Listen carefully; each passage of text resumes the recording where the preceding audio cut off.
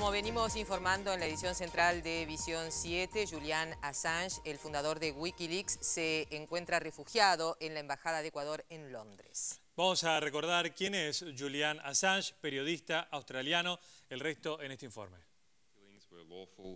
Posiblemente cuando de pequeño Julian Paul Assange viajaba de un lugar a otro de Australia como parte de la compañía de teatro itinerante de sus padres, no imaginaba que años después la presión de los gobiernos más poderosos de la Tierra y la Interpol lo obligarían a repetir esa historia trashumante. Desde hace unos años, cuando el sitio Wikileaks, creado por Assange, puso en jaque a las potencias, desnudando en la red sus secretos mejor guardados, el australiano supo que no podía sentarse y que el movimiento constante era su única posibilidad de seguir libre y con vida. En 1999, Assange funda el portal Leaks, pero recién, en 2006, junto a otros compañeros de ruta, le da forma a Wikileaks, el sitio que le daría fama mundial y no pocos dolores de cabeza. Pero el salto de notoriedad de Wikileaks y el comienzo de los grandes problemas para Assange comenzaron en abril de 2010, cuando difundió un video militar en el que se ve el asesinato de 2 periodistas de la agencia Reuters durante el ataque de un helicóptero estadounidense en Bagdad.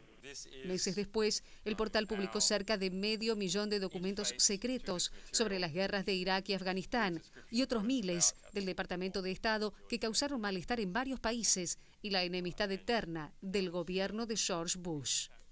La idea de Assange, la idea de Wikileaks, es que solo se revelan temas que son de interés público, que tienen que ver con casos de corrupción o con actos ilegales. No se trata de revelar cualquier secreto, sino de secretos que están siendo mantenidos por instituciones o personas con mucho poder y que tienen que ver con el interés público y con, sobre todo, y esto es un poco la idea de Assange, de corregir algo que está mal, que la idea de cuanto más transparencia, más justicia, que es una idea muy radical y muy revolucionaria y creo que es difícil de sostener, inclusive a nivel intelectual, pero que es un reflejo fiel de la época donde vivimos, donde pareciera que hay demasiados secretos y que muchos poderes mantienen información reservada, diciendo que lo hacen por el interés de todos, cuando en realidad solamente están sirviendo sus intereses particulares.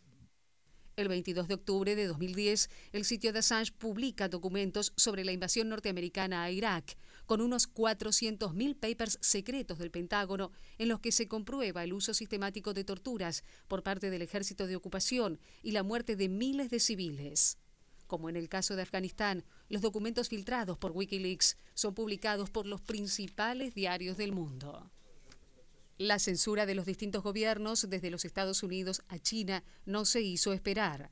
La presión cae sobre los servidores que albergaban el portal para que le den la baja.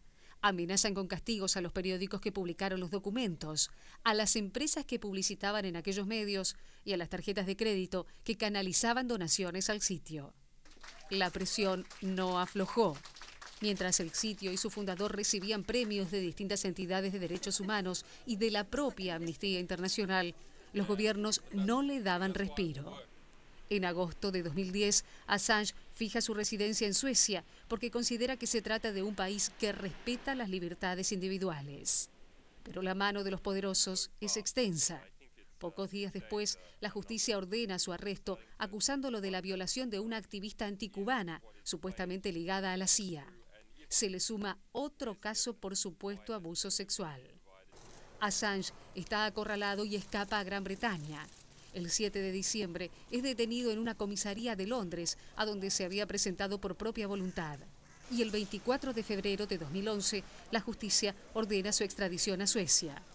Entonces, Assange permanece en la clandestinidad y en agosto pasado decide refugiarse en la Embajada de Ecuador en Londres y pide asilo político.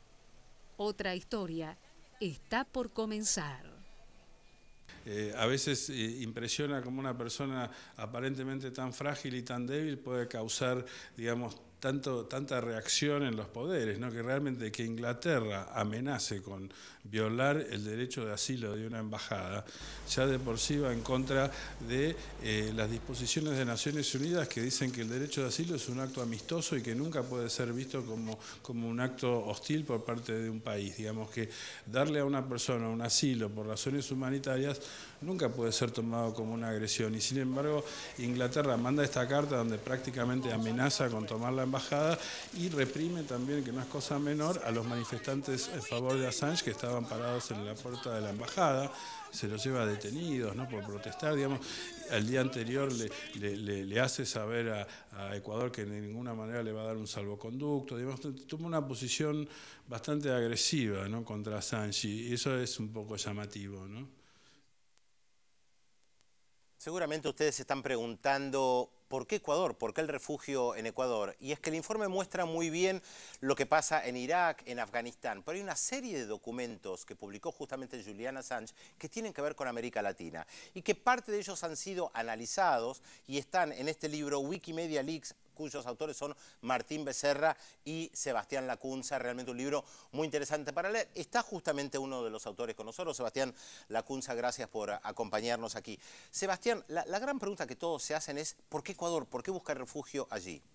Porque se generó una empatía muy importante en este año, unos pocos meses atrás, cuando Correa descubre que había muchos más cables de los que en un primer momento se habían difundido sobre Ecuador, que de alguna manera sustentan parte del argumento político de Correa. A partir de ahí se establece el nexo con la entrevista en Russia Today, que recién estaba en las imágenes, y genera una empatía, y Correa recibe de mucho mejor grado que en un primer momento las filtraciones de Julian Assange. Porque en un primer momento no le gusta lo que se ve filtrado, además porque lo publican los diarios de la oposición. En un primer momento Correa muestra inmediato interés por el contenido, pero ocurrió que, vos sabés, Pedro, en América Latina el desembarco inicial fue por el diario El País de España del grupo Prisa. Y luego empezaron a hacer contactos con medios locales. En el caso de Ecuador, los medios fueron los diarios El Universo de Guayaquil y El Comercio de Quito. Ambos son muy opositores a Correa. Y cuando se encontraron con todo ese material, lo editaron en la agenda menos conveniente para Correa, claramente, sin dudas. Entonces ahí Correa es bastante reactivo a las filtraciones, se produce la expulsión de la embajadora, hasta que este año Correa se entera de que existían muchos más cables. Pero ¿qué es lo importante que hay en esos cables que pueden beneficiar políticamente a Rafael Correa, que lo lleve a otorgarle el asilo político? Por un lado, que la Embajada de Estados Unidos denuncie en sus mensajes internos a Washington que la élite mediática ecuatoriana se maneja con malas artes, y que la Embajada de Estados Unidos considere que en Ecuador hay un considerable nivel de libertad de prensa, lo dicen más de una oportunidad. Entonces, la Embajada también denuncia los vínculos de los medios ecuatorianos con el sistema financiero de Ecuador, que vos sabés que ha sido muy fraudulento, digamos. Eso por un lado. Y por otro lado, lo que también revela es cómo las élites empresariales, mediáticas y políticas acudían a la embajada a golpearle la puerta para desgastar al gobierno de Correa. Esto no bien asume Correa. Lo interesante, Pedro, es la respuesta que le da la embajada en Quito. Les dice, los toma con pinzas, les dice, bueno, si quieren, organícense, armen un frente opositor y recién ahí hablaremos de una cooperación internacional. Ahora, es interesante lo que vos decís respecto de la embajada y los medios de comunicación, porque gran parte de la imagen negativa de Correa proviene de los medios de comunicación, no solamente ecuatorianos, internacionales. De hecho, hoy el diario The Guardian, al referirse a lo que está pasando, dice que Assange se escapa de Suecia, que es una democracia decente, para ir a los brazos del presidente ecuatoriano, que es un megalómano, que además ha censurado muchos medios de comunicación.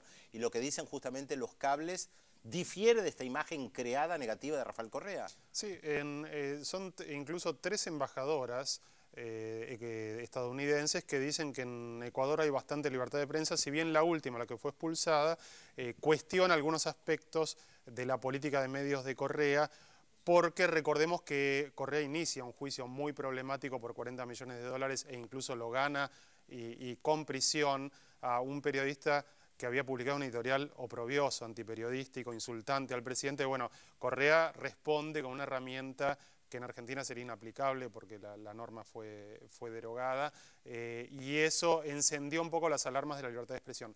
El actual embajador de Estados Unidos en Ecuador dijo hace 2 semanas que él cree que hay bastante libertad de prensa en Ecuador, a excepción de esta demanda judicial y alguna otra, pero considera que es un marco de bastante libertad de prensa. Una cuestión que, si uno mira los medios ecuatorianos, de alguna manera puede comprobar. Gracias, Sebastián Lacunza, por ayudarnos a comprender esto. Ya que estamos en América Latina, te pedimos que nos acompañes a mirar la etapa latinoamericana que llega en este caso a la República Dominicana, porque hay nuevo presidente en la República Dominicana y lo ven. Danilo Medina está en la foto, asumió hoy junto a la vicepresidenta Margarita Cedeño, esposa del saliente primer mandatario Leonel Fernández, lo que se dice continuidad asegurado. Ambas están en la tapa del Listín Diario y bien merecía que se lo mostrásemos hoy.